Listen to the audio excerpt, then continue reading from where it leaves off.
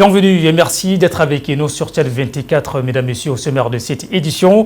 La force multinationale MIX, une organisation sous-régionale de lutte contre le terrorisme, tient du 26 au 29 mai en N'Djamena au Tchad une assise centrée sur l'humain et la bonne gouvernance dans la lutte contre le terrorisme dans le bassin du lac Tchad. Et puis environ 126 423 élèves en classe de 3e composent les épreuves écrites du brevet d'études fondamentales au Tchad. En N'Djamena, c'est la confiance et l'optimisme chez les élèves. Bonsoir. La force multinationale MIX organise du 26 au 29 mai à N'Djamena au Tchad un atelier de sensibilisation sur l'approche centrée sur l'humain et la bonne gouvernance dans la lutte contre le terrorisme dans le bassin du lac Tchad. Plusieurs responsables militaires de cette force ainsi que des chefs traditionnels venus de différents pays de la sous-région prennent part à cette rencontre tant soit en temps. Depuis plusieurs années, les pays du bassin du lac Tchad font face à la menace persistante du terrorisme, notamment les attentats perpétrés ci et là par le groupe Boko Haram. Ces incursions ont profondément déstabilisé la région, provoquant des déplacements forcés des populations et une instabilité économique chronique. Créée pour répondre à cette urgence sécuritaire, la force multinationale MIX, au-delà de l'aspect purement militaire, entend désormais intégrer davantage l'approche centrée sur l'humain et la bonne gouvernance dans ses opérations. Cette approche vise à renforcer la cohésion sociale, à promouvoir le respect des droits humains et à associer davantage les communautés locales par le biais de leurs autorités traditionnelles et leaders communautaires. Abdou Mahaman, chef de mission de soutien de l'Union africaine à la force multinationale MIX. Une approche centrée sur l'humain reconnaît que la lutte contre le terrorisme doit commencer par les populations. Il faut s'attaquer aux facteurs structurels de la radicalisation, la pauvreté, la marginalisation, le manque d'éducation, de santé, d'eau, l'exclusion et l'érosion de la cohésion sociale, etc. Il faut privilégier la prévention à la réaction, la résilience à la répression et l'inclusion à l'exclusion. Cette approche appelle un changement de paradigme. Le commandant de la force multinationale MIX, le général de division Maud-Côte, a invité les participants à plus d'assiduité durant les travaux afin d'en tirer le meilleur possible. À travers cette initiative, la force multinationale MIX réaffirme son engagement à conjuguer action militaire, initiative locale et bonne gouvernance pour instaurer durablement la paix et la sécurité dans le bassin du lac Tchad. Au Tchad, 80% des femmes qui souffrent de fistules obstétricales font face aux difficultés d'accès au traitement selon les données de la Coordination nationale de lutte contre la fistule. Cette pathologie que les professionnels de la santé qualifient de problème communautaire persiste. Comment se manifeste-t-elle? Élément de réponse avec Fantassou.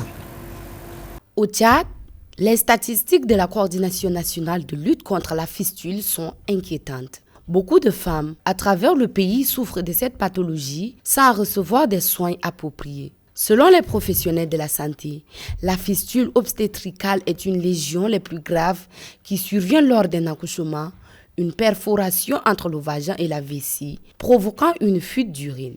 La fistule, considérée comme un problème communautaire au Tchad, seulement une femme sur 50 a accès à son traitement, malgré les progrès réalisés par l'État et ses partenaires. Dr Adam Mahamad Seyid, coordonnateur national du programme de lutte contre la fistule au Tchad, mesure la gravité de la situation à la hauteur de moyens pour en éradiquer. La fistule est devenue un problème communautaire. Prenons l'exemple de la zone de Bata. C'est une zone où il y a plein de fistuleuses. La Tangilé, plein de fistuleuses. Le Canem, d'une manière générale, qui regroupe les 4 provinces que je viens de citer, plein. Mais le problème est que nos moyens sont limités pour aller dénicher ces malades. Et le fistule, dans sa définition, on dit c'est une définition honteuse, parce que la population, elle définit mal. Et donc, de ces faits, il faut aller chercher, il faut dénicher pour les trouver et les réparer. C'est un problème. Elle est communautaire et toutes ces zones citées sont victimes. La majorité des femmes touchées par la fistule connaît une réintégration difficile après de longues humiliations ou stigmatisations. Une fistuleuse est abandonnée parfois par la famille et par le mari, etc. Donc, il faut une analyse psychosociale.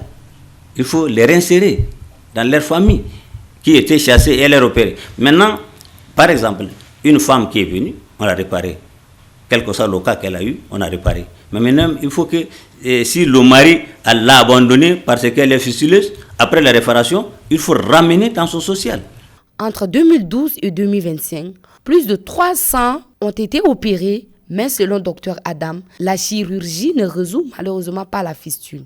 Mises au banc de la société et économiquement pauvres, les femmes atteintes bénéficient du programme de lutte contre la fistule et ses partenaires, des dispositions pour vivre et pouvoir les réinsérer au sein de leurs sociétés respectives.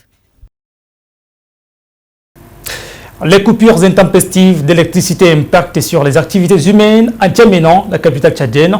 C'est la sécheresse qui entraîne des pertes financières, une véritable chimère pour la population. Au reportage, Barkalarsou.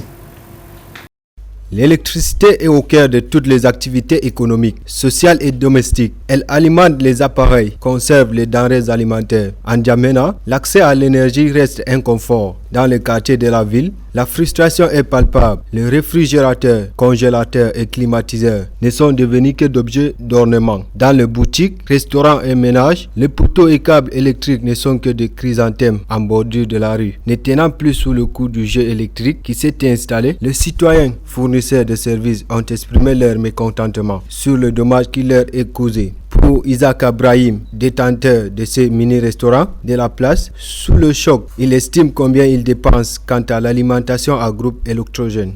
Ici, on souffre vraiment avec l'électricité. Dans une semaine, on trouve que c'est vraiment 2 fois ou 3 fois. Tout ce qu'on trouve là, c'est l'essence qui mange. Vous voyez les petits groupes qui sont derrière vous là-bas. Là.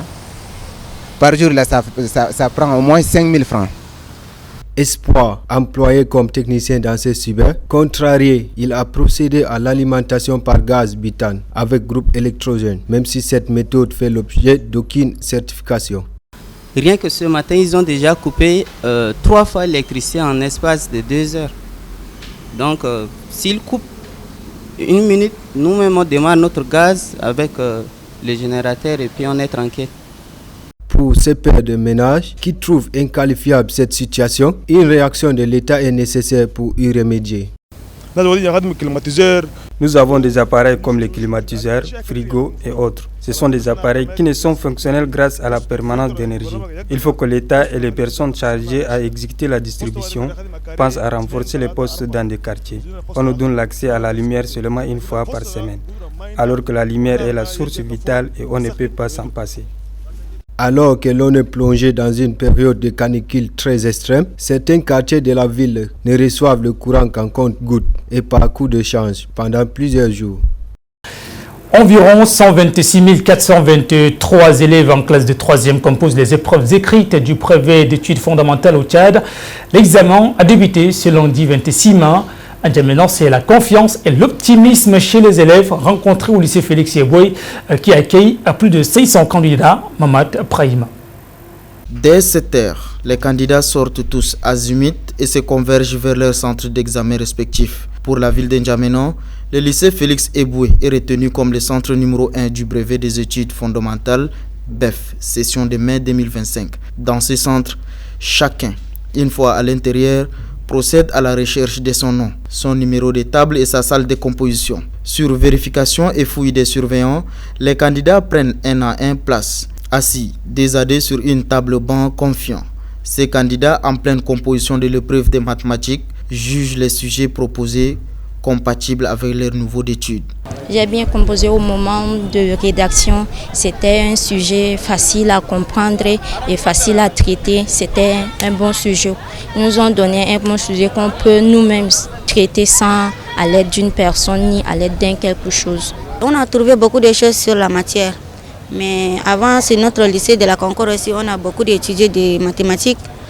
Notre professeur, il s'appelle Byron. Il nous a étudié beaucoup de choses et merci pour lui aussi. La première heure, on a fait la rédaction, c'était un peu facile. Et puis, on a fait encore la deuxième heure, on a fait le maths. Maths, là même, c'était bien passé. Malgré un léger retard sur le déroulement des épreuves, selon le président du centre numéro 1, Samadji Mbangtonou, le BEF a démarré avec sérénité et dans de bonnes conditions au lycée Félix Eboué.